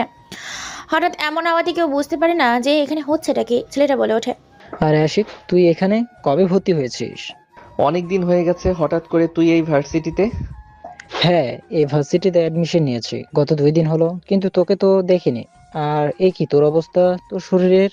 ভালো করে তাকিয়ে দেখতে পাই শরীরে ব্যান্ডেজ। এটা দেখে লাল রক্তবর্ণ ধারণ করে চোখগুলো। রাফি নামে ছেলেটা আবার বলে ওঠে, কে তোর এরকম হাল করেছে? দেখে তো মনে হচ্ছে তোকে ভীষণ মেরেছে। শহরের একটা পাতি মাস্তান মেরেছে, তারপর কেউ বা তাকে মেরে ফেলেছে। অপর পাশে প্রিয়াঙ্কা আর শালিনী দাঁড়িয়ে আছে। প্রিয়াঙ্কা এত কিছু দেখে বলে ওঠে, আশিক, ওনাকে তো ঠিক চিনতে পারলাম না, কে উনি? ও আমার ছোটবেলার বন্ধু গ্রাম থেকে এসেছে, নতুন, এখানে ভর্তি হয়েছে। তারপর তারা কথা বলতে থাকে, পরিচয় হয় এক এক জায়গায়, আড্ডা দিতে থাকে। তারপর তারা নিজ নিজ কাজে চলে যায়। চায়ের কাপে চুমুক দিচ্ছে আর বলে ওঠে, সব কিছু পরিকল্পনা অনুযায়ী চলছে তো my dear sweet mafia queen? Sir সব কিছু ঠিকঠাক চলছে, তবে শহরের পরিস্থিতি খারাপ।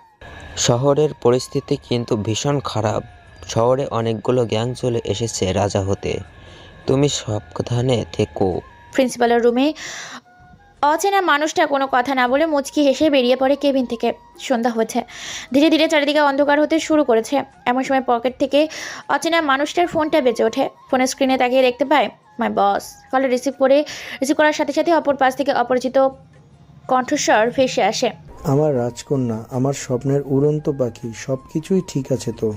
ফোনের ওপাশে থাকা অজানা মানুষটা মুচকি হেসে বলে ওঠে, স্যার সব কিছু ঠিক আছে এবং পরিকল্পনা অনুযায়ী সব কিছু হচ্ছে, সময়ের অপেক্ষা শুধু। সাবধানে থাকো, শহরের পরিস্থিতি খুব খারাপ। শহরে নতুন কোনো কিছু ধামাকা হতে চলেছে। সেই ধামাকাটার অপেক্ষায় আছি। বলে কলটা কেটে দেয় ওপাশের মানুষটা। বেশ বোঝা যাচ্ছে শহরে নতুন কিছু একটা হতে চলেছে। ছাদের ওপর দাঁড়িয়ে আছে দুইজন মানুষ। তাদের মধ্যে থেকে একজন বলে ওঠে, আচ্ছা, তুমি যদি হঠাৎ করে শোনাও তোমার একটা যমজ বোন আছে, তাহলে তুমি কি করবে? পাশে বসে থাকা মানুষটার এই কথা শুনে বেশ অবাক হয়, কেননা হঠাৎ এমন প্রশ্ন শুনেই যে কেউ অবাক হবে। অবাক হয়ে বলে ওঠে, আমার যমজ বোন আছে, আর আমি জানি না, আমার বাবা মা জানে না। এতদিনে হয়তো আমার বাবা মা আমাকে বলতো। হ্যাঁ, ছাদের উপরে দুজন মানুষ দাঁড়িয়ে আছে, একজন আশিক আর একজন প্রিয়াঙ্কা। প্রিয়াঙ্কার মুখে আশিক এই কথা শুনে হাসতে থাকে। আশিকের হাসি দেখে প্রিয়াঙ্কা বেশ খানিকটা অবাক হয়। আশিক হাসতে হাসতে বলে ওঠে, তোমার আসল বাবা বেঁচে থাকলে তো তুমি তোমার যমজ বোন আছে কিনা সেটা জানতে পারবে। হঠাৎ করে এমন কথা শুনে চমকে ওঠে প্রিয়াঙ্কা। বসা থেকে উঠে দাঁড়ায়, অবাক দৃষ্টিতে সামনে তাকিয়ে আছে আশিকের দিকে। বেশ কিছু প্রশ্নে তার মনে ঘুরপাক খাচ্ছে। এরই মধ্যেই ছুড়ে দেয় আশিকের দিকে একটি প্রশ্ন, আমার আসল বাবা বেঁচে থাকলে মানে? আমার বাবা আফজাল সাহেব, আর তুমি কিনা বলছো আমার বাবা মানে? আমার মাথায় কিছু ঢুকছে না। সময়ের অপেক্ষা করতে শিখো, সময় আসলে সবটাই জানতে পারবে। শহরে নতুন কিছু হতে চলেছে, অপেক্ষা করো। প্রিয়াঙ্কা আজকে বড্ড বেশি চেনা মানুষটাকে অচেনা লাগছে। গ্রাম থেকে উঠে আসা হাবা গুবা খ্যাত কেউ ছেলেটা কেমন যেন আজকে বেশ স্মার্ট হয়ে কথা বলছে, যেন আজকে ভীষণ অচেনা লাগছে। আশিকের কথা বুঝতে পারছে না প্রিয়াঙ্কা। প্রিয়াঙ্কা বেশ আগ্রহ দৃষ্টিতে তাকিয়ে আছে আশিকের দিকে। আশিক আবার বলে ওঠে, তোমাকে শুধু এইটুকুই বলে রাখি, তুমি যাকে গ্রামের সহজ সরল মনে করছো, আমি কিন্তু ততটাও সরল সাদা না। আর এই আফজাল শিকদার তোমার আসল বাবা না। তোমার আসল বাবা তো সেই কবেই দুনিয়া ছেড়ে পরপারে পাড়ি জমিয়েছে। নিজের সত্যিটাকে খুঁজতে থাকো, পেয়ে যাবে। কথাটা বলে মুচকি একটা হাসি দিয়ে সেখান থেকে বেরিয়ে পড়ে নিজের রুমে। প্রিয়াঙ্কা ভাবতে থাকে ছাদের ওপরে কি বলে গেল আশিক, বুঝতে পারছে না। ভীষণ গোলমেলে লাগছে তার কাছে। আজকে যেন গোলক দাধার মধ্যে হারিয়ে গেছে। আফজাল সাহেব তার আসল বাবা না। আশিক সে কি বলে গেল কিছুই বুঝতেছে না। হঠাৎ করে পকেটে থাকা ফোনটা বেজে ওঠে। ফোনের স্ক্রিনে তাকিয়ে দেখতে পায় রাফি ফোন করেছে। ওপাশ থেকে রাফি বলে ওঠে, কি রে, তোকে যে বলেছিলাম সত্যিটা প্রিয়াঙ্কাকে বলে দিতে বলেছিস তো? হ্যাঁ বলেছি, সবটা বলিনি, শুধু আগ্রহ বাড়িয়ে দিয়েছি। এখন নিজেই নিজের সত্যি খোঁজার জন্য মরিয়া হয়ে যাবে। সাবধানে থাকিস। আগামী 25 তারিখ কিন্তু শত্রুদের বিনাশের দিন, আর আমাদের প্রতিশোধের দিন। সেই দিনটার জন্যই তো আমি অপেক্ষা করছি। সময়ের সাথে সাথে পাল্টে দেব শহরের পরিস্থিতি। হা হা হা। কথাটা বলে ভয়ঙ্করভাবে হাসতে থাকে দুইজন মানুষ।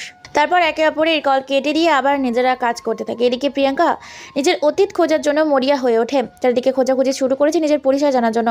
ভার্সিটিতে থমকে আছে। এমপির ছেলে মারা যাওয়ার কারণে শহরটা কেমন যেন থমথমে পরিবেশ বিরাজ করছে। এমপির চালাপোলাগুলো শহরে ভাঙচুর করতে শুরু করেছে। আতঙ্কে আছে সাধারণ জনগণ ও মানুষ। কেন দিন দিন শহরে খুনের সংখ্যা বেড়েছে ডাকাতি। ভয়ে কেউ বাসার বাইরে বের হয় না। পরিস্থিতি কন্ট্রোলের বাইরে। পুলিশ ধরতে পারছে না ডলার বাই ডিলারকে, না ধরতে পারছে না নতুন mafia gang drug hard mafia কুইনকে। বুঝতে পারে না আসলে তারা করবে কি। এটা প্রত্যেকটা লাশের পাশ থেকে রক্ত আর ডেড বডি ছাড়া কিছুই পায়নি। কয়েকটা চিঠি এমন কিছু পেয়েছে। এমন কিছু দিয়ে তো খুনিকে আর ধরা যাবে না। খুনিকে ধরতে হলে তো পাকা প্রমাণের প্রয়োজন। তারা পুলিশের কাছে নেই, তাই পুলিশ ধরতে পারছে না। হাজার হাজার ফাইল বন্ধ হয়ে আছে থানার আলমারিতে, তালা বন্ধ হয়ে। সন্ধ্যায় মুখরিত হয়েছে ঢাকা শহরটা। মানুষের কোলাহলে বেড়েছে বিভিন্ন জায়গায়। মানুষের নিজেদের গন্তব্যে কেউ বা যাচ্ছে তাদের কর্মস্থলে। দেখতে দেখতে গভীর রাতে পরিণত হতে থাকে। ধীরে ধীরে শহরটা নিস্তব্ধ হতে থাকে। নীরবতাই শহরটা, চারিদিকে ইলেকট্রিক্যাল বাতি, রাস্তার পাশে আলোয় আলোকিত হয়ে থাকা রং বেরঙের বাতিতে শহরটা আলোকিত হয়ে উঠেছে। হঠাৎ করে গরম পানি চোখে ছিটে পড়ায় সাথে সাথে চমকে ওঠে চেয়ারে বাঁধা থাকা ছেলেটা। আপছাপ ছাড়া চোখের সামনে তাকিয়ে দেখতে পায় একজন অচেনা মানুষ চেয়ারে বসে আছে। ভয়ে ছেলেটা বলে ওঠে, সত্যি করে বল, তুই শহরের কোটিপতি বিজনেসম্যান আফজাল সাহেবের সম্পর্কে কি কি জানিস? নয়তো জীবনটা তোর এখানে শেষ করে দেব। আমি সত্যি বলছি, তুমি আমাকে মেরো না। আমি তো শুধু টাকার বিনিময়ে কাজ করি।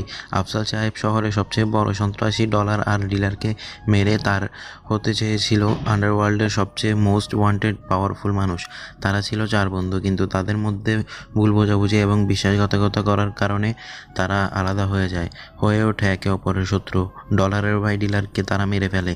ডলার দেশের বাইরে ছিল। ডলার দেশে ফিরেছে তার ভাইয়ের খুনের প্রতিশোধ নিতে। 25 তারিখ তার ভাইকে হত্যা করেছিল। তাই ডলার সামনের 25 তারিখে কিছু একটা ঘটাতে চলে যাচ্ছে। তাই শহরের আন্ডারওয়ার্ল্ডের বড় বড় ক্রিমিনালরা আতঙ্কে আছে। শহরে 25 তারিখ ধামাকা কিছু হতে চলেছে। তবে এতটুকু বলতে পারি, এর সাথে শহরের এমপিও জড়িত আছে। কেননা আমি প্রায় আফজল সাহেবের আর এমপির সাহেবকে একসাথে কথা বলতে দেখতাম। আর বাইরে আমি কোনো কিছুই দেখিনি, জানি না। তুই ওনার মেয়ের সম্পর্কে কি জানিস? উনি তোফাজ্জল সাহেবের মেয়ে। ছোটবেলায় তোফাজ্জল সাহেবকে তারা 4 বন্ধু মিলে তার পুরো সম্পত্তি নিজের নামে লিখে নেয় আর তার ছোট 2 মেয়েকে লালন পালন করতে থাকে। একজন অন্যজনকে নিয়ে যায় আর প্রিয়াঙ্কাকে আফজল সাহেব নিজের কাছে রেখে দেয়, নিজের মেয়ের পরিচয় দেয়। কেননা প্রিয়াঙ্কা যদি হাতের বাইরে চলে যেত তাহলে পুরো সম্পত্তি বাইরে চলে যেত, এর জন্য নিজের হাতে রেখেছিল। অজানা মানুষের এরকম কথা শুনে ভীষণ রেগে যায়, চোখ থেকে পানি গড়িয়ে পড়ে। নিজের বাবাকে এতটা ভালোবেসেছিল, বিশ্বাস করেছিল, সেই মানুষটা কিনা তার বাবা না, বাবার থেকেও তাকে ভালোবাসতো, সে কিনা তার বিশ্বাসঘাতকতা করেছে, তার নিজের বাবাকে হত্যা করেছে। এই কথাটা শুনে সামনে চেয়ারে বসে থাকা ব্যক্তিটা চেয়ারে মারে এক লাথি দেওয়ার কারণে চেয়ারটা ছিটকে পড়ে 10তলা বিল্ডিংয়ের ঠাই ভেঙে পিচ ঢালা রাস্তার মধ্যে পড়ে চূর্ণ বিচূর্ণ হয়ে যায় শরীরটা। মুহূর্তের মধ্যেই পুরো জায়গাটা রক্তে রক্তাক্ত হয়ে ওঠে। মুহূর্তের মধ্যে মানুষ জড়ো হয়ে যায়। চারিদিকে খবরটা ছড়িয়ে পড়ে। অচেনা মানুষটা সেই বিল্ডিং থেকে দ্রুত সরে পড়ে। দেখতে দেখতে 2 দিন কেটে যায়। আজকে 25 তারিখ। পরিবেশটা ভীষণ থমকে আছে। চারদিকটা থমথমে পরিবেশে ভয়ঙ্কর রূপ ধারণ করেছে। আজকে যেন কালো আমাবস্যার রাত। চারিদিকটা গভীর অন্ধকার। রাত 3টা বাজে। হঠাৎ করে রুমের ভেতর থেকে বেশ কয়েকজন কালো মুখোশধারী লোকজন একটা ছেলেকে রুমের বাইরে বের করে গাড়িতে করে রওনা দেয় অজানা গন্তব্যের উদ্দেশ্যে। কিছু পথ অতিক্রম করে চলে আসে সেই পরিচিত ভয়ানক জায়গাতে যেখানে ডিলারকে মারা হয়েছিল। সেটাকে চেয়ারের সাথে বেঁধে ফেলে। চারিদিকে বেশ কয়েকজন ভালো মানুষ দাঁড়িয়ে আছে। হঠাৎ করে একটা মানুষ বলে ওঠে, কুত্তার বাচ্চাটাকে অবশেষে ধরতে পারলাম ছদ্মবেশে। যতদিন শহরে ছিল ওর ভাইকে মেরেছি, আজকে একে মেরে পুরো আন্ডারওয়ার্ল্ডের রাজা হব আমরা। কালকে রাতে যদি আমি পানি খেতে না উঠতাম তাহলে তো ওর সব কথা শুনতে পেতাম না। আমার খেয়ে আমার পরে আমার ওই বাড়িতে ছদ্মবেশে আমাকে মারার জন্য শালা আমার বাড়িতে লুকিয়েছিল।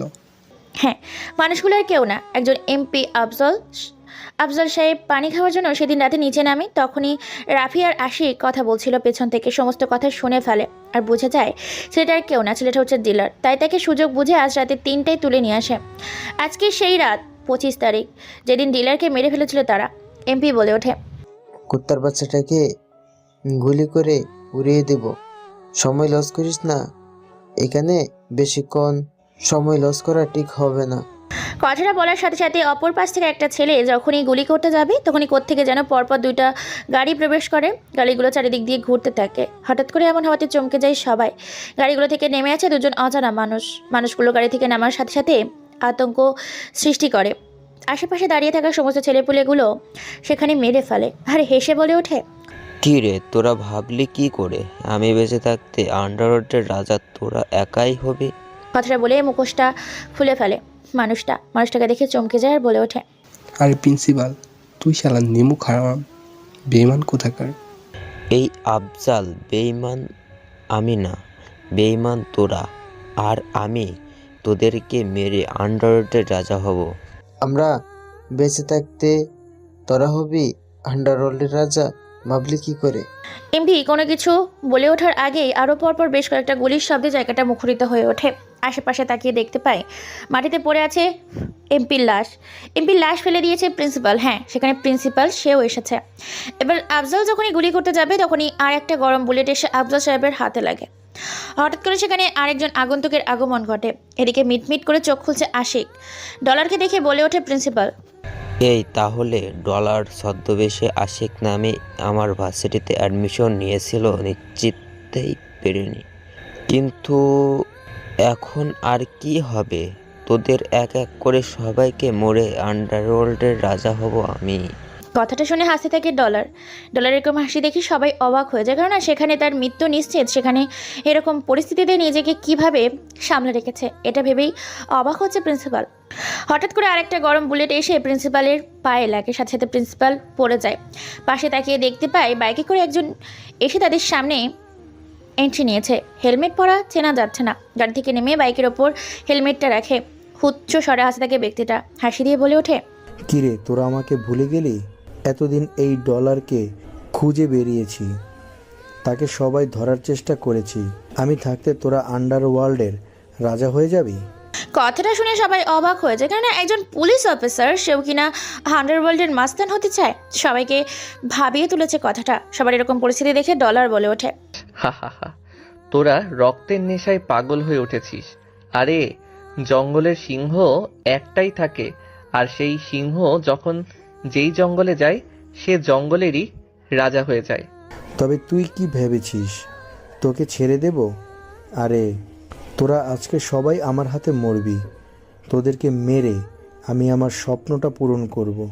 এতদিনের স্বপ্নটা কি করে এত কাছে এসে ছেড়ে দিই বল? কথাটা বলার সাথে সাথে ইকবাল সাহেব যখনই গুলি করতে যাবে আফজাল আর প্রিন্সিপালকে, তখনই হঠাৎ করে পাইপারের শব্দে জায়গাটা মুখরিত হয়ে ওঠে। আশেপাশে তাকিয়ে দেখতে পায় কেউ নেই। হঠাৎ করে বাইকের শব্দে দেখতে পায় দূর থেকে একটা বাইক ফুল স্পিডে এসে তাদের সামনে থামে। আর একটা গরম বুলেট এসে লাগে ইকবাল সাহেবের হাঁটুর নিচে, সাথে সাথে মাটিতে পড়ে যায়। সবাই সেদিকে তাকিয়ে অবাক হয়ে আছে, কেননা বুঝতে পারছে না আসলে এখানে হচ্ছেটা কি। এদিকে ডলার হেসে চলেছে নিজের মতো করে, যেন তার হাসি থামছে না, হেসেই চলেছে। তার হাসির মানে খুঁজে পায় না। যেখানে মৃত্যু তার সামনে দাঁড়িয়ে আছে সেখানে হেসে চলেছে। সবাই অবাক হয়ে যায়। অজানা আগন্তুক তাদের সামনে এসে দাঁড়ায়, বুঝতে পারে না আসলে এটা কে। ডলার হাসতে থাকে। ডলার হাসতে হাসতে বলে ওঠে, চলে এসেছে আমার বাঘের বাচ্চা। তোদের মৃত্যু নিশ্চিত। সময় ছিল তোদের হাতে অনেক, কিন্তু তোরা আমাকে মারতে পারলি না। নিজেরাই নিজেদের মৃত্যুর জন্য প্রস্তুত হয়ে যায়। হেলমেটটা খুলে গালির ওপরে রেখে রাফি বেরিয়ে আসে। তারপর ডলারের বাঁধন খুলে দেয়। দুজনে হাসতে থাকে, সিগারেট জ্বালিয়ে টানতে থাকে কোনো কথা ছাড়াই। ডলার সেখানে আতঙ্ক ছড়ানোর জন্য ইকবালকে মেরে ফেলে, সাথে সাথে ইকবালের নিথর দেহ ওঠা রাস্তার ওপর পড়ে থাকে। এটা দেখে ভয়ে কয়েক হাত দূরে পিছিয়ে যায় সবাই। ডলার বলে ওঠে, তোদের সাহস হয় কি করে তোরা আমার ভাইকে মেরে টুকরো টুকরো করেছিস? এই ডলার থাকে তোরে ডিলারকে মেরে ফেলেছিস। সেদিন যদি আমি থাকতাম শহরে, তাহলে তোদেরকে কচুকাটা করে গঙ্গা নদীতে ভাসিয়ে দিতাম কুত্তার বাচ্চাগুলো।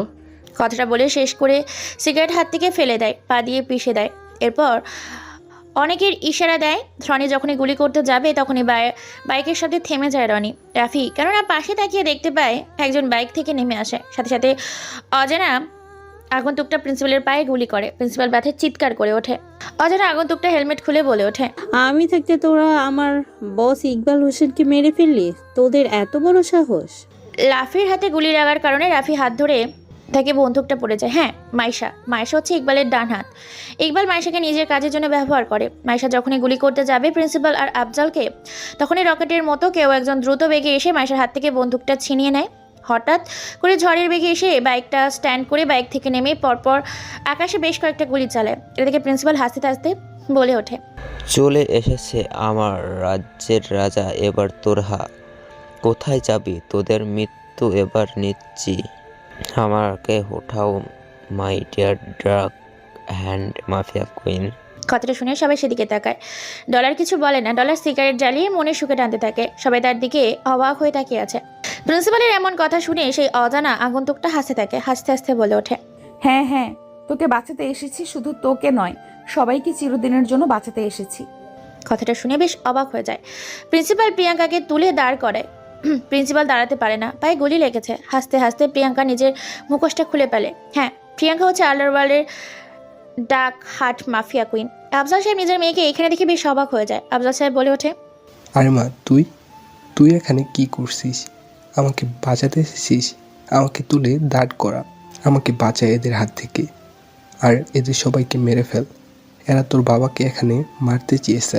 আফজাল সাহেবের মুখে এরকম কথা শুনে প্রিয়াঙ্কা হাসতে থাকে। মাইশা কোনো কথা বলে না, মাইশা পাশে চুপচাপ দাঁড়িয়ে আছে। সবাই স্বপ্ন দেখছে, প্রিয়াঙ্কা হাসতে থাকে। প্রিয়াঙ্কা বলে ওঠে, হ্যাঁ, তোমাকে বাঁচাতে এসেছি, সারা জীবনের জন্য তোমাকে বাঁচাতে এসেছি। আফজাল, তোর মেয়েকে আমি মাফিয়া কুইন বানিয়েছি, দেখেছিস? তোকে বলেছিলাম না? আর আজকে দেখ, আমি সত্যি তোর মেয়েকে আমার ডান হাত বানিয়েছি। আর আজকে নিজের হাতে নিজের মেয়ের হাতে মরার জন্য তৈরি হয়। বাকি কথা শেষ করার আগেই প্রিন্সিপাল মাটিতে পড়েছে, কারণ পেছন থেকে মাইশা প্রিন্সিপালের পেটে ধারালো একটা ছুরি ঢুকিয়ে দেয়। সাথে সাথে প্রিন্সিপাল সেখানেই শেষ নিঃশ্বাস ত্যাগ করে। এখন শুধু বেঁচে আছে ইকবাল আর আফজাল হোসেন। মাইশা যখনই গুলি করতে যাবে, মাফিয়া কুইন প্রিয়াঙ্কাকে তখনই ডলার তাদের থামিয়ে দিয়ে বলে ওঠে, মাইশা, তুমি এটা কি করছো? তোমার নিজের বোনকে গুলি করছো?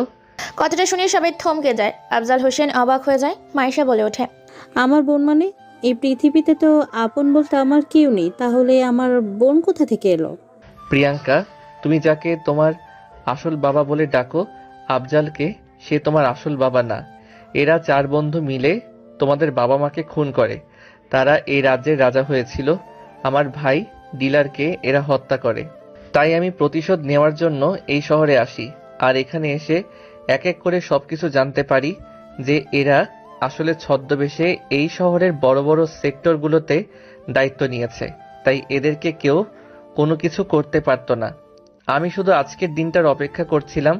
আর আজকে সেই দিন যেদিন তারা আমার ভাইকে হত্যা করেছিল। হা হা হা। আর আজকে আমার ভাইয়ের খুনের প্রতিশোধ নেব। ডলারের মুখে এরকম কথা শুনে সবাই অবাক হয়ে যায়। প্রিয়াঙ্কা বলে ওঠে, হ্যাঁ মাইশা, তুই আমার আসল বোন। আর ওরা আমাদের বাবা মাকে খুন করে আমাদের সম্পত্তিগুলো নিজের নামে করে নিয়েছে। আর আমাদের দুজনকে তারা ব্যবহার করেছে। তুই আমার সত্যিকারের বোন। মাইশা আর প্রিয়াঙ্কা দুজন দুজনকে জড়িয়ে ধরে। অনেক কান্না করে তারা। ডলার শুধু সিগারেট টেনে চলেছে আর সবটা দেখছে। মাইশা বলে ওঠে, এই পৃথিবীতে আমার সব কিছুই থাকা সত্ত্বেও আমি রাস্তায় বড় হয়েছি, অনাথের মতো। আজকে এর চরম প্রতিশোধ নেব।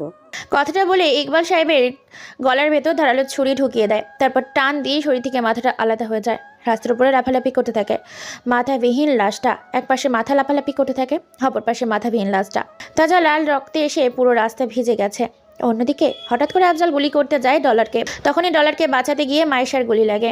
গুলি লাগার সাথে সাথে মাইশার পেস ডলারের রাস্তার ওপর পড়ে যায়। এটা দেখে দৌড়ে আফজাল হোসেনের বুক বরাবর মারে এক লাথি। চিৎকার করে বলে ওঠে, কুত্তার বাচ্চা, তোরা আমার বাবা মাকে মেরেছিস। সেই পৃথিবীতে আপন বলতে আমার কেউ নেই।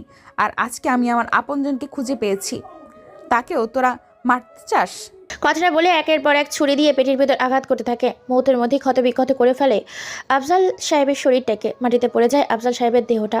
এলোপাত্রি গুলি করতে থাকে। গুলির শব্দে জায়গাটা মুখরিত হয়ে ওঠে। গুলির শব্দে জায়গাটা ককটেল ববের মতো ফুটতে থাকে। প্রিয়াঙ্কা, রনি, রাফি, মাইশা তারা 3 জন হাসপাতালের উদ্দেশ্যে রওনা দেয়। গাড়ি নিয়ে ডলার সেখানে থেকে লাশগুলোকে উপরে এক এক করে শিলমোহর এঁটে দিতে থাকে। সাথে একটা চিঠি ফেলে দেয়। তারপর সেখান থেকে চলে যায় হসপিটালের উদ্দেশ্যে। হসপিটালের বাইরে সবাই অপেক্ষা করছে। বেশ কিছু সময় কেটে যায়। কেবিন থেকে ডাক্তার বেরিয়ে এসে বলে ওঠে, উনি এখন পুরোপুরি সুস্থ আছে। হাতে গুলি লেগেছিল। রাফি সাহেব, উনিও সুস্থ আছে, চাইলে বাড়ি নিয়ে যেতে পারে। তারপর তারা কোনো কথা বলে না, বাড়ির উদ্দেশ্যে রওনা দেয়। দেখতে দেখতে সকাল 10টা বাজে। 10টার খবরে সাংবাদিক বলে ওঠে, 3টা ডিস্ট্রিক্টের পুলিশ এসেছে ঘটনাস্থলে। এখানে পাওয়া গেছে শহরের বড় বড় বিজনেসম্যান এবং ভার্সিটির প্রিন্সিপাল এবং থানার ওসি ইকবাল সাহেবের লাশ। লাশের পাশে একটা চিঠি পাওয়া গেছে। চিঠিতে লেখা ছিল, খুনিদের খুনের প্রতিশোধ নেওয়া হয়েছে, অপরাধীদের শাস্তি দেওয়া হয়েছে। তারা ছিল একটা অপরাধী, তাই তাদেরকে নিঃস্ব করে ধ্বংস করে দিয়েছি ডিলার বাই ডলার এবং drugs heart mafia queen. Gangster একত্রে মিলে সামনে এগিয়ে যাবে বাংলাদেশ নতুন করে ইতিহাস তৈরি করতে। এখনও সময় আছে, আমাদের খুঁজতে এসো না। পরিণতি শেষে হবে এই 4 জনের মতোই। পুলিশ তারাও আর কোনো খোঁজাখুঁজি করে না। পুরো বাড়িটাকে রঙিন করে সাজানো হচ্ছে। আজ তাদের বিয়ে 1 সপ্তাহ কেটে গেছে। এসব কিছুই আশিক আর প্রিয়াঙ্কা দুজনের সম্মতিতে বিয়েতে আবদ্ধ নেয়, আবির্ভূত হতে চায়। অন্যদিকে রাফি আর মাইশা, আজকে 4 জনের বিয়ে। বিয়ের পর্ব শেষ করে বিয়েতে অনেকজন নিমন্ত্রণ হয়ে এসেছিল। পাশের ঘরে 2 জন বসে আছে বধূ বেশে। ভেতরে প্রবেশ করে আলাদা আলাদা রুমে। 2 জন আশিক রুমের ভেতর প্রবেশ করতেই প্রিয়াঙ্কা থেকে সালাম করে। আশিক বলে ওঠে, তোমার স্থান আমার পায়ে না, তোমার স্থান আমার বুকে। আমি ভাবতে পারিনি যে আমিও কাউকে ভালোবাসতে পারি। তুমি আসার পর থেকে আমার জীবনটা পাল্টে গেছে। সারাটা জীবন তোমার থেকেই পরপারে পাড়ি জমাতে দিবে কি সে সুযোগ করে? তোমার জন্য আমার অন্তরের গহীন ভুবনের দরজা সবসময় খোলা। কথাটা বলে তারা ভালোবাসার চাদরে ডুব দিতে থাকে এক এক করে। প্রিয়াঙ্কা শরীর থেকে গয়না পোশাক খুলে ফেলেই সাদা ফ্লোটার ওপর ছুঁড়ে মারে। তারপর দুজন নিজেদের মধ্যে আগলে নেয়। গভীর আমাজল জঙ্গলে প্রবেশ করতে থাকে দুজনকে খুব গভীরভাবে আলিঙ্গন করতে থাকে। অন্যদিকে রনি প্রবেশ করে মাইশা রাফিকে সালাম করে। রাফি বলে ওঠে, তুমি কখনো আমার ভাই আশিককে অবহেলা করবে না, কারণ আমি তার আপন ভাই না। ছোটবেলায় আমাকে রাস্তা থেকে তুলে এনে বড় করেছে। আমার জীবনের থেকেও তার মূল্যটা আমার কাছে অনেক বেশি। ছি ছি, তুমি এটা কি বলছো আশিক? ভাইয়ের জন্য তো আমি আমার নতুন জীবনটা খুঁজে পেলাম, যে জীবনে শুধু সুখ। সেরকম ভাইকে কি করে আমি অবহেলা করতে পারি? চলো, নতুন পথ চলার শুরুতে আল্লাহর কাছে দোয়া করে কিছু চাই। তারপর তারা আল্লাহর কাছে দোয়া করে তাদের নতুন পথ চলা শুরু করে। সমস্ত কিছু খুলে ফ্লোরে ছুঁড়ে মারে রাফি মাফির শরীরে স্লাইড করতে থাকে, পাগলের মতো চুমু খেতে থাকে। এদিকে মাইশা সেও আগলে নিতে থাকে প্রত্যেকটা পরশের ফোঁটা, ভালোবাসা আগলে নিতে থাকে তাদের ভালোবাসাগুলো। এইভাবেই গল্পটাকে এখানেই রেখে বিদায় নিচ্ছি আপনাদের কাছ থেকে। তারা শান্তি করুক, বাসরটা করুক, আর আমরা শান্তি করে ঘুমাই, কেননা আমাদেরও তো আর বউ নেই। চ্যানেলে নতুন হয়ে থাকলে চ্যানেলটিকে সাবস্ক্রাইব করে পাশে থাকুন এবং কেমন গল্প চায় তা কমেন্ট করে জানান। কেউ যদি যোগাযোগ করতে চান তাহলে আমাদের সাথে যোগাযোগ করার জন্য ভিডিওর স্ক্রিনে ফোন নাম্বার দেওয়া থাকবে। খুব শীঘ্রই আমাদের চ্যানেলে আশিক এবং প্রিয়াঙ্কা লাইভে আসবে, তাই চ্যানেলটির সাথে থাকুন। ধন্যবাদ সবাইকে। আর হ্যাঁ, অবশ্যই আমাদের একটা গ্রুপ থাকবে, ভিডিওর ডেসক্রিপশান বক্স থাকবে, সেখান থেকে জয়েন হতে পারেন।